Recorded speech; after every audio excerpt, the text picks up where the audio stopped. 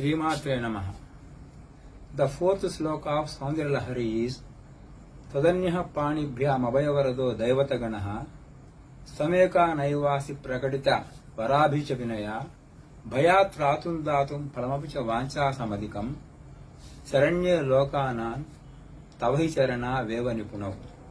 So this sloka eloquently illustrates Lalitambika's unparalleled supreme power among other deities by highlighting her divine ability to bestow blessings and offer sanctuary to those who earnestly seek her protection from myriad of fears.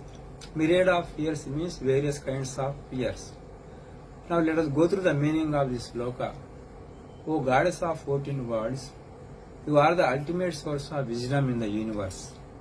All other gods and goddesses use their two hands to grant refuge, R-E-F-U-G-E, means shelter or protection, and boons to their devotees by means of two mudras, Abhaya Mudra and Varada Mudra.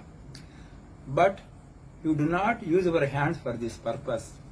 Instead, your sacred divine lotus feet are capable of offering refuge and boons more than what is paid for. So the message of this sloka is exceptionally clear.